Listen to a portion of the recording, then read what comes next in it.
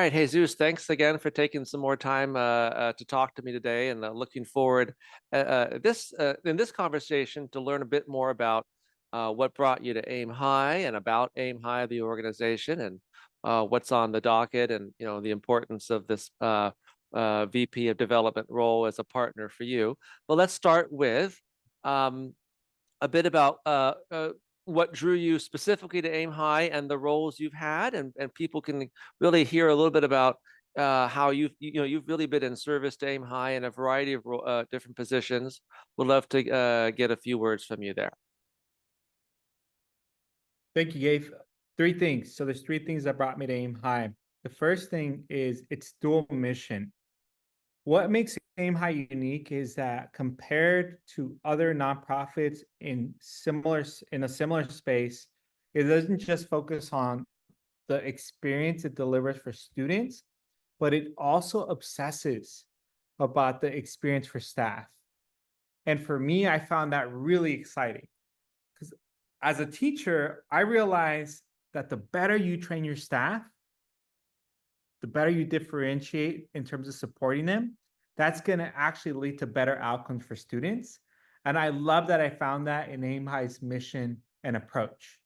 And it is true in every nook and cranny of the organization. When they are talking about students, they are simultaneously talking about the staff experience. That leads me to my second point, and that is the potential for impact. I am here because I want to move mountains of inequity for students.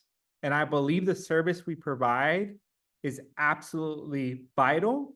We need to serve our students. But the real way to move mountains of inequity is how you train current and aspiring educators. And I can't contain my excitement because it complicates Aim High complicates the definition of success in public education. It's not just about academic rigor, but it's how you're serving the whole child. How are you developing their critical consciousness? How are you giving them opportunities to learn about themselves in different settings? And Aim High does that really well. And we train our staff to adopt that definition of success. And when they go back to their schools, they end up advocating for system changes. And that's how we move large mountains of inequity in our public education system. And we end up creating a new public education system that serves the whole child and every child in the way that they deserve. And the third thing is it's super simple. It's an amazing community. It's a community that is deeply committed to the vision and mission of the organization. We're talking about educators, development leaders, operation leaders coming together and trying to figure out how to solve the problems that will allow us to achieve our vision. And every day being surrounded by just creative, effective problem solvers for me is really exciting because in my lifetime, I want to solve this issue. I want to make sure that zip code does not determine the type of quality education a student receives. And in order to do that, we need summer enrichment opportunities that are at the 90 plus percentile of good. And I believe that's what we do here. And that's because of the people power we have. As you were talking, I could not help but think, and I'll just, in full disclosure, I had the privilege of working for Aim High for 3 summers when I was in high school and in college, and it shaped who I was. And I think, even back then when it was probably more focused on the student and the summer experience, I can speak firsthand that it changed who I was as a educator and a person. And I'm very grateful for that opportunity. If you don't mind, tell folks a little bit about the roles you have had at Aim High, just to kind of hear how you got to the CEO seat or background, which is really exciting, having served in multiple capacities for Aim High. Absolutely, Gabe. And I want to quickly say you are living proof of what Aim High is all about. In terms of Thanks. the different positions I've had the privilege of holding at this organization, I've been a lead teacher. So more specifically, I've been a physics, chemistry, and biology teacher at Urban Promise Academy, which is one of our sites in the Fruitville neighborhood. I've been a site director at our urban campus, and I've had the privilege of being a co-founding site director at our Richmond campus, where we've served close to 1,000 students now, 1,000 lives impacted. I've had the privilege of being on the board of trustees, and not too long ago, I was a chair of the trustees. And not too long ago, you stepped into the CEO seat, and here you are now leading the organization.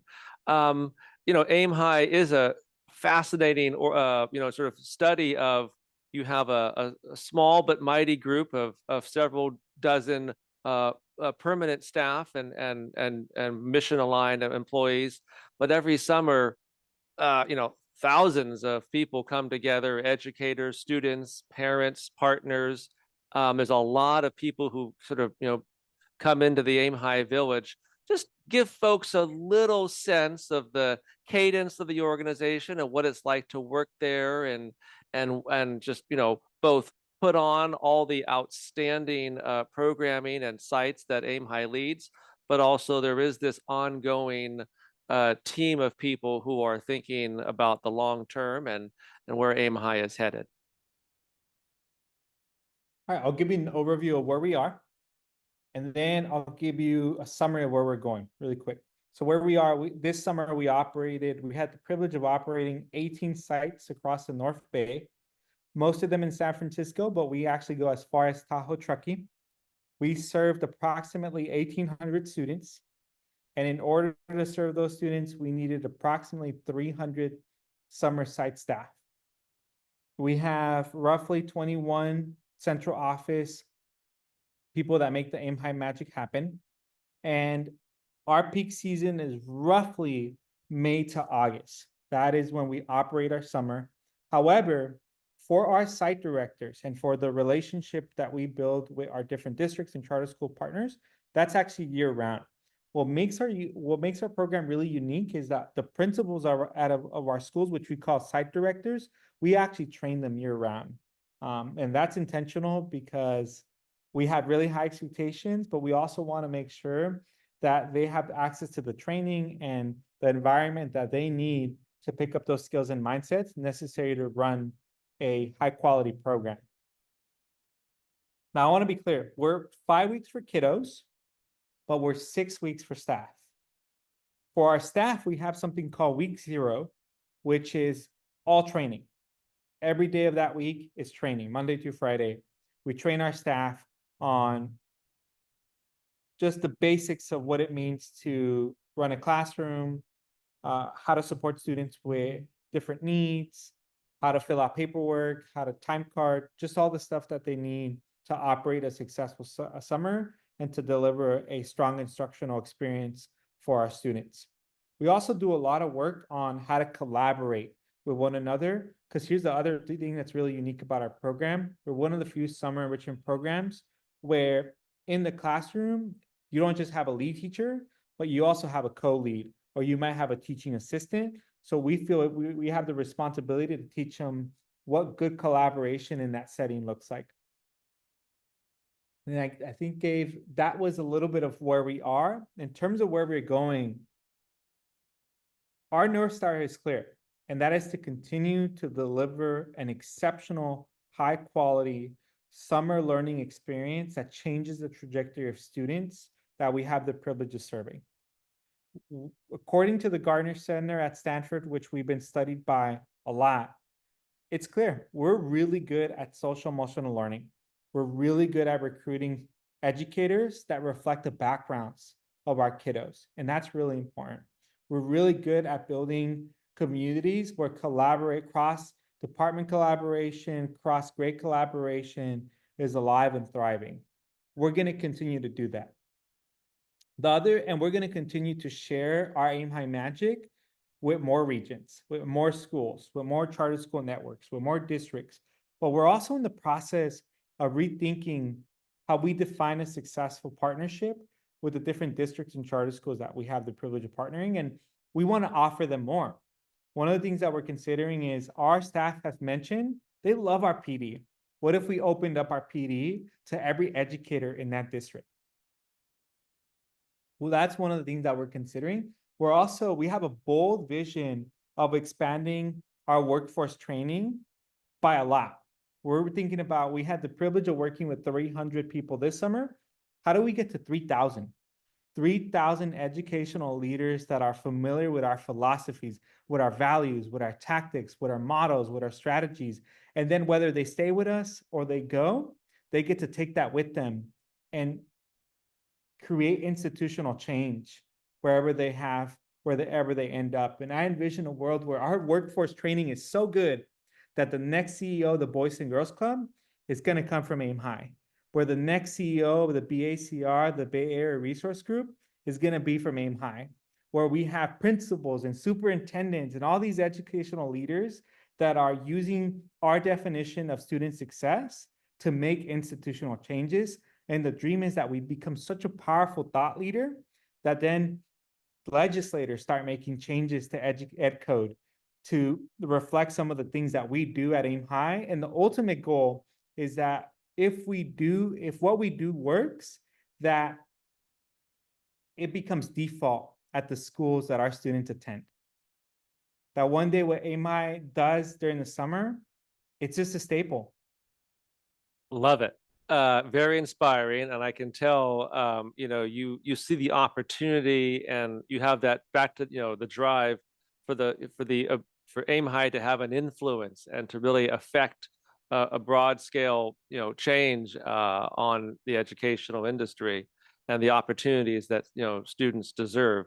One thing we haven't said that's sort of a kind of a given is Aim High is free for students, so it's not like you charge a tuition, and of course because of that, development and the funds that are raised are so important because that is the engine of how the organization operates. Talk finally about just the importance of this partnership with your VP of development, what you're looking for, and how that person will be a part of what is clearly going to be an expanding influence and growth of the organization as you look to achieve some of these bold initiatives. Thank you, Gavin. We're driven by the philosophy that if you find something in education that works for the people you're serving, you have a responsibility not just to keep doing it, but to share it with even more people. And that's why our program is going to be free for students and guardians. Now, I want to be clear, over the last years, we've piloted generating revenue from our partners. That wasn't always true. We would foot the bill for the whole cost, but now we're at a point where we generate roughly about $1 million from the different partners that we have the privilege of working with. That's West Contra Costa Unified School District, San Francisco, Novato. So we're hoping to expand the revenue we collect as we deliver more value, as we meet the needs of these districts, whether it's summer learning or it's professional development or it's expanding their workforce. We believe that more value generated will hopefully lead to more revenue generated.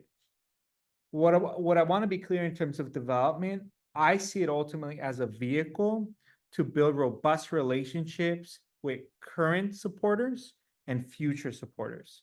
It also is an opportunity for us to build a stronger brand, for people to really understand what are the problems that we're chipping away at, and how are we uniquely positioned to chip away at those problems. And I believe that in doing that, the people that currently support us will open up their networks, because they'll come to the realization that in order to chip away at this problem, we need a village. This is really about people power. And I approach development not just solely through revenue generating, but also I believe there's other capitals that we need in order to really make a difference for our kiddos. And one of them is social capital. That person might not be able to give $100,000, but they know the superintendent of that school district really well. And if we were able to really forge a relationship with them and they understood what we brought to the table, they would open the doors of the schools to us. And so that's kind of the way I approach it. And that's really something I want the future VP of development to understand, is that for us, yes, absolutely, this program takes a lot of money because it's high quality. But the reason we got here is because we really took the time to be intentional about building strategic, robust connections with multiple stakeholders. That's wonderful and clearly inspirational at a macro level. Actually, one final opportunity I want to give you because I want to bring it back to a granular level. You said in the other video that you were not an AIM High student, but I want you to tell me about one student that you have seen. You know, you just for you encapsulates the impact of the organization. I've met many of them. They've come back to be teachers, site directors. You could probably tell 1,000 stories of just, you know, wonderful moments. But what comes to mind as sort of, you know, that captures the essence of Aim High, or here's somebody that you just, you know, saw as they came in and now they're out doing something great, or their life has been turned around, or just what a moment. What comes to mind first as you think about the why for Aim High at a very specific, you know, student by student level? You didn't make this one easy, Gabe. It's hard to narrow it down to one, but I I will do know. my best for you. There's a student that comes to mind that I recently had the privilege of working with. There was an organization by the name of the Ed Fund, and they put on a fundraiser, and I've been the MC for them for several times now. And they extended an invitation again and said, "Jesus, we love having you there. You know, love your energy. Would you be willing to do it again?" And I said, "Absolutely, but on one condition." And what is it? And I said, "Can I co-MC it with an Aim High graduate?" And they said, "Absolutely." And I reached out to Rigo, who is a Richmond Aim High graduate. He's one of the first students from Aim High to graduate at Richmond. And I said, "Rigo, can you co-MC with this? I believe in you. I'm going to hold you to high expectations. I'm going to give you the support you need." And he was really nervous. He said, "Look, I'm feeling nervous, but I'm going to step up to this. I'm going to seize this opportunity, because that's what Aim High taught me. That if there's an opportunity for me to get better at something, I'm going to take it on." And he blew it out of the park. In fact, he did so well that the county supervisor, John Joya, reached out and said, "I want to meet with that kid. I want to know where he goes to school. I want to see how I can support him." And Rigo exemplifies what Aim High is all about, because Aim High is not just a summer experience. It's something kids take with them and they use in their everyday life. And Rigo, who I remember, I was a site director when he got there as a sixth grader, super shy. He didn't want to go and do the morning mantra. He didn't want to get in front of his peers. And by the end of he's actually a teaching assistant in one of our classrooms right now. He gets to be developed professionally. He gets to put it on his resume as he's applying to college. He gets to earn some money so he can save up for college, all while being developed and being mentored by amazing educators of color. And here's the last thing. And this one really gets me even a bit emotional, because it's really what we're all about. Rigo, at his high school, started his school's most popular club.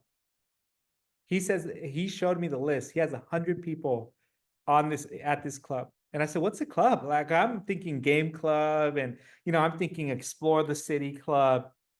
It's his community service club, which he modeled after the community service club he experienced at Aim High. He got the model and he said, "I loved it so much. I loved the way I supported my community during the summer. I'm going to make that a reality at my high school." And so he went back and served this community via a strategy, an opportunity he was exposed to while at Aim High. And now he shared it with several other of his colleagues. And not only has he strengthened his leadership in the process, but his community has tremendously benefited from it. That encapsulates the impact of Aim High actually at both an individual level and a broader level, and outside of the Aim High sort of sphere of the summer. Great story, great organization. Really, thank you for your insights today, Jesus, and we look forward to working with you and serving you on this important search. Again, thank you so much today. Thank you, Gabe. Appreciate it.